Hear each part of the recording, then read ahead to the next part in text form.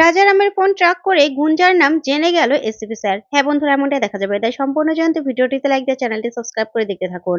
গল্পের শুরুতে দেখা যাবে রৌদ্র রুগী দেখে বাড়ি ফিরে আসে। তারপরে ময়না রৌদ্রের জন্য চা নিয়ে আসে আর বলতে থাকে, ডাক্তারবাবু রুগী কেমন দেখলেন? তখন রৌদ্র বলতে থাকে, ওই তো, অবস্থা বেশি ভালো না। কিন্তু ময়না, আমি একটা জিনিসই ভাবছি, ওষুধটা আমি দেবো কি করে? কারণ ওনারা তো আমার কাছে অন্য কিছু চাইছে। তখন ময়না বলতে থাকে, সেটাই তো ডাক্তারবাবু, তাহলে অন্যভাবে ভাবেন না। তখন রুদ্র বলতে থাকে, না না ময়না, আমি আর কিছু ভাবতে পারছি না। বিশ্বাস করো, আমি আর কিছু ভাবতে পারছি না। কি করব আমি? কিছু তো করতে পারবো না। তখনই ময়না চুপ করে ভাবতে থাকে। তারপরে বলতে থাকে যে, ডাক্তারবাবু পাইয়া গেছি। তখন রুদ্র ভয় পেয়ে যায়, বলতে থাকে, কি হয়েছে ময়না? তখন ময়না বলে, আসলে উপায় খান পাইয়া গেলাম তো, সেই জন্য বললাম। তখন রুদ্র বলতে থাকে, কি উপায়? তারপরে ময়না বলতে থাকে, আচ্ছা, ঔষধ দিতে যখন সমস্যা, তাইলে ঔষধ খান জড়িবুটির সঙ্গে দিলে কেমন হয়? আপনি কবিরাজি করেন? তখন এই কথাতে রৌদ্র বলতে থাকে, ময়না কি যে বলো না, আমি কি কবিরাজি জানি? তখন ময়না বলতে থাকে, আচ্ছা ঔষধি জড়িবুটির সাথে মিলিয়ে দিলে কেমন হবে? তখন রৌদ্র বলতে থাকে, এটা তো খারাপ বলনি, এটা তো বেশ ভালো বলেছো। কিন্তু তার জন্য তো ওষুধ আনতে যেতে হবে, শহরে যেতে হবে। তখন ময়না বলে, যান না, আপনি গিয়ে নিয়ে আসুন। তখন রৌদ্র বলতে থাকে, আমি যাব, একা যাব? তুমি যাবে না? তখন ময়না বলে, না না, আমার যাওয়া লাগবে না। আমার জন্য ভয় পাচ্ছেন? কিছু হবে না। আমি না হয় এই ঘরে একা আছি, কিন্তু এই বাড়িতে তো আর একা নেই। সবাই তো আছে, বাকি সবাই। আপনি একদম চিন্তা করবেন না আমার জন্য। আপনি যান, কি কি লাগবে সব নিয়ে আসুন। তখন রৌদ্র মনে মনে ভাবতে থাকে, একা যাব? ময়নাকে একা রেখে তারপরে আমি চলে যাব? কি জানি। তারপরে এই ভাবতে থাকে রৌদ্রর। ওইদিকে দেখা যাবে বড় মাকে দেখে গোলু বলতে থাকে, বৌদি, তুমি না একদম চিন্তা করো না। রৌদ্রর আর ময়না ঠিক চলে আসবে, কিছু হবে না ওদের। তখন বড় মা বলতে থাকে, সেই কথাটাই তো কেউ বুঝতে পারছে না রে গোলু। তখন গোলু বলে, দেখবে সব ঠিক হয়ে যাবে, সব ঠিক হয়ে যাবে। ঠিক তখনই এসপি স্যার চলে আসে। আসলেই বলতে থাকে, আচ্ছা, স্যার আছে? দেবশঙ্কর বাবু, মাস্টার বাবু আছে? তখন এই কথাতেই বড় মা বলতে থাকে, দেবশঙ্কর বাবু, আপনি কে? তখন এসপি স্যার বলতে থাকে, আসলে আমি ওনার ছাত্র। তখনই এই কথাতে বড় মা বলতে থাকে, এসপি? তখন এসপি স্যার বলতে থাকে, হ্যাঁ। তখন বড় মা দেবশঙ্কর বাবুকে ডাকলে দেবশঙ্কর বাবু বেরিয়ে আসে। এসে বলতে থাকে, আরে তুমি চইলা আইছো? ওগো কোনো খবর পাওয়া গেল? তখনই এসপি স্যার বলতে থাকে, না না মাস্টার মশাই, কোনো খবর আমি পাই নাই। আমি রাজারামের কাছে গেছিলাম। তখন এই কথাতেই মাস্টার মশাই বলতে থাকে, রাজারাম কিছু কইলো? তারপরেই এসপি স্যার বলে, না, রাজারাম এখনো কিছু কয় নাই, কিচ্ছু স্বীকার করে নাই। তখন রুদ্রের বাবু বলতে থাকে, আচ্ছা, আমি তো জানি যে দেবশঙ্কর বাবু আপনার কাছে রাজারামের ব্যাপারে এফআইআর করেছে, তাহলে ওকে অ্যারেস্ট করছেন না কেন? তখন এই কথাতে এসপি স্যার বলতে থাকে, আসলে অ্যারেস্টটা করবো কি করে? ওর বিরুদ্ধে তো কোনো প্রমাণ পাইনি আমরা এখনো। তখনই সেখানে গুঞ্জা চলে আসে। আর তখন রৌদ্রের বাবা বলতে থাকে, কি বলছেন? এফআইআর করেছে, তার ভিত্তিতে কি ওকে অ্যারেস্ট করা যায় না? তখনই এসপি স্যারকে দেবশঙ্কর বাবু বলতে থাকে, ও হলো আমার জামাইয়ের বাবা, মানে আমার বেয়াই মশাই। তখনই এসপি স্যার বলতে থাকে, আসলে ওরা আমি অ্যারেস্ট করতে পারি, কিন্তু অ্যারেস্ট করলে তাদের সমস্যা হইতে পারে। তখন এই কথাতে সবাই বলতে থাকে, সমস্যা? কি সমস্যা? তখন এসপি স্যার বলতে থাকে, দেখুন, এক হতে পারে ও ওদেরকে লুকিয়ে রেখেছে। তাহলে ওকে যদি আমি অ্যারেস্ট করি, তাহলে কিন্তু ওর লোকজন আছে, ওদের কোনো ক্ষতি করে দিতে পারে। আর দুই হলো, ও ও এমনও তো হতে পারে ময়না আর রুদ্র লুকিয়ে আছে। তখন এই কথাতেই ঠাম্মি বলতে থাকে, ওরা লুকাইয়া কেন থাকবো? ওরা তো কোনো ভুল করে নাই। তখন এসপি স্যার বলতে থাকে, সেটাই তো, ওরা যদি লুকিয়ে থাকে, তাহলে তো ওদের খুঁজে বের করতে হবে। আর সেই জন্য ওই রাজারামকেই ব্যবহার করতে হবে। তখন এই কথাতে গুঞ্জা বলতে থাকে, তার মানে আপনি কিছুই করতে পারেননি, তাই না? তখন এই কথাতেই এসপি স্যার অবাক হয়ে যায়। তারপরে গোলু বলতে থাকে, গুঞ্জা, তুমি কোনো কথা বলবে না। তোমাকে কথা বলতে বারণ করছে না? তখন গুঞ্জা বলে, না না, আমাকে তো কথা বলতেই হবে। তারপরেই শর্মিলা বলতে থাকে, কেন? গুঞ্জা, তুমি শুধু শুধু কথা বলে মুখ নষ্ট করছো কেন? আর তাছাড়া তুমি তো বলেছো হাই কমিশনার সাথে কথা বলবে। তাহলে তারাই তো সবকিছু করবে। তাহলে আর ওনার সাথে কথা বলে কি হবে? তারপর গোলু বলতে থাকে, চুপ করবে তোমরা? তারপর রৌদ্রের বাবা বলে, শর্মিলা, আমাকে কথা বলতে দেবে?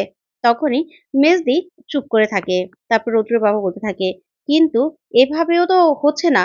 তাহলে রৌদ্র আর ময়নাকে তো খুঁজে বের করতে হবে। তারপর এসপি স্যার বলতে থাকে, আপনারা একদম চিন্তা করবেন না। আমি যে করি হোক, দু একদিনের মধ্যেই আমি ময়নারে আর রৌদ্রকে খুঁজে বাই করবই। ময়না আমার বোনের মতো। আমি মাস্টার বাবুর কাছে ময়না তার জামাইরে খুঁজে বাই কইরা দিমুই। তখন এই কথাতে গুঞ্জা বলতে থাকে, দু একদিন? তার মানে এতদিনও তো আপনারা কিছু করতে পারেননি, এখন দু একদিনই কিছু করতে পারবেন? তখন এসপি স্যার বলতে থাকে, আসলে আমরা।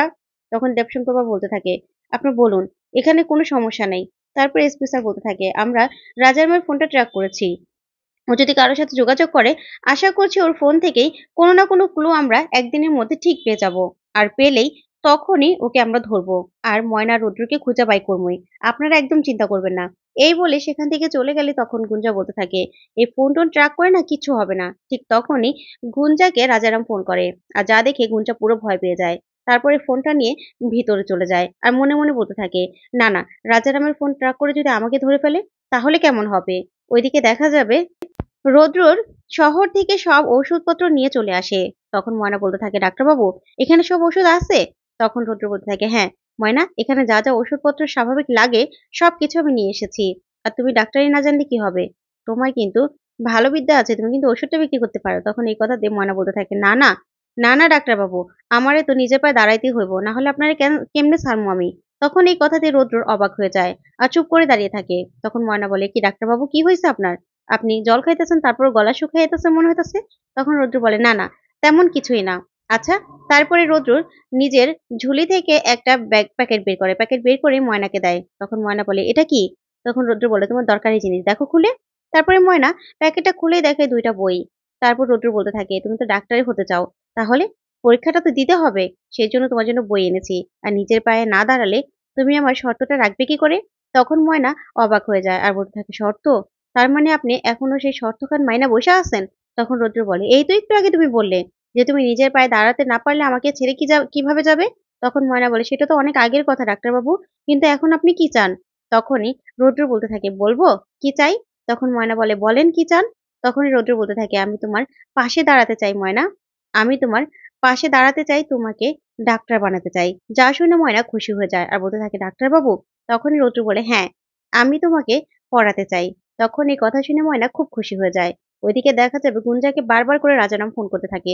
তখন গুঞ্জা বলতে থাকে, না, না, এখন কি ফোনটা অফ করে দেবো? তখনই রাজারাম গুঞ্জাকে মেসেজ দেয়। আর মেসেজ দিয়ে বললেই তখনই গুঞ্জা ভয় পেয়ে যায়। তারপরে গুঞ্জা ফোন করে। ফোন করে বলতে থাকে, দেখেন রাজারাম, আপনি আমাকে আর ফোন করবেন না। তখন রাজারাম বলতে থাকে, কেমন লাগলো আমাদের গ্রাম? তখন গুঞ্জা বলতে থাকে, ভালো। তখন রাজারাম বলে, ও তাহলে আমার অনুমানটাই ঠিক আছে। আপনি আসছেন না? আমাদের গ্রামে আসছেন। তখনই গুঞ্জা বলতে থাকে, হ্যাঁ এসেছি, তো কি হয়েছে? তখন রাজারাম বলে, আচ্ছা, আপনার সাথে আমার দরকারি কিছু কথা আছে। তখন গুঞ্জা বলে, দেখুন রাজারাম, আপনার ফোনটা না পুলিশ ট্র্যাক করেছে। তাই আমাদের কথা বলা একদম ঠিক হবে না। তখন রাজারাম বলতে থাকে, কি বলেন আপনি? তাহলে দেখা করেন আমার সাথে। আপনার সাথে জরুরি আমার কথা আছে। তখন গুঞ্জা বলে, না, না, দেখা করা যাবে না। তখনই রাজারাম বলতে থাকে, না হলে ফোনেই কই? তারপরে গুঞ্জা ভয় পেয়ে যায় আর বলতে থাকে, কোথায় আসবো? তখন রাজারাম জায়গার কথা বললেই গুঞ্জা বলতে থাকে, ঠিক আছে। এই বলে ফোন রাখলেই শর্মিলাকে দেখে চমকে যায় গুঞ্জা। তখন শর্মিলা মনে, মনে বলতে থাকে, এ কি? গুঞ্জা আমাকে দেখে এরকম ভয় পেল কেন ভূত দেখার মতো? তারপর শর্মিলা এসে বলতে থাকে, এ কি গুঞ্জা? তুমি কি সেই কমিশনারের সাথে কথা বলেছো? তখন গুঞ্জা বলে, না, কথা বলিনি আন্টি, এখনো বলবো। তখন গুঞ্জা মেজোকাম্মার উপর রেগে যায়। তারপর মেজোকাম্মা বলতে থাকে, গুঞ্জা, তুমি আমার উপর রাগ করতেছো? আমি তো তোমার জন্য সবকিছু করলাম। তারপরে গুঞ্জা দেখা যাবে বলতে থাকে, সরি আন্টি। এ বলে চলে গিয়েই রেডি হয়ে রাজারামের সাথে দেখা করতে বেরোতে যাবে। ঠিক তখনই বড়মা বলতে থাকে, গুঞ্জা তুমি কোথায় যাচ্ছ? তখন গুঞ্জা বলে, আন্টি, দেখি গ্রামের সবার সাথে কথা বলে যদি কোনো কিছু জানা যায়। তখন বড়মা বলতে থাকে, না, কারোর সাথে কথা বলে কিছু জানা যাবে না। তাছাড়া তুমি এখানে আমাদের ভরসাতে এসেছো, তোমার যদি কিছু হয়ে যায় তখন আমরা কেমন করবো গুঞ্জা? তখন গুঞ্জা বলে, না, না আন্টি, কিছু হবে না। তখন শর্মিলা মনে, মনে বলতে থাকে, আমি গেলেই তো সবটা জানতে পারবো। তারপর যেতে চাইলে গুঞ্জা ওকে কিছুতেই নেয় না আর বলতে থাকে, না, আমি একাই যাব। আমি তো রৌদ্রকে খুঁজতে এসেছি, তাই রৌদ্রকে খুঁজতেই আমি যাচ্ছি। এই বলে গুঞ্জা হুটহাট করে বেরিয়ে চলে যায়। তখন বড়মা অবাক হয়ে যায়। ওইদিকে দেখা যাবে রৌদ্র আর ময়না মুড়ি খেতে থাকে।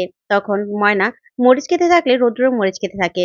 তখন ময়না বলতে থাকে, ডাক্তারবাবু, ঝাল তো, আপনি তো ঝাল খাইতে পারেন না। তখন রৌদ্র বলে, অভ্যাস হয়ে গেছে ময়না। প্রথমবার ফুচকাতে ঝাল হওয়াতে রেগে গিয়েছিলাম, কিন্তু পরে তুমি বাংলাদেশ আসার পরে নিজেই গিয়ে অভ্যাস করেছি। যা শুনে ময়না অবাক হয়ে যায়। তো বন্ধুরা, আজকের আপডেটটি কেমন লাগলো অবশ্যই কমেন্ট করে জানাতে ভুলবে না। ধন্যবাদ।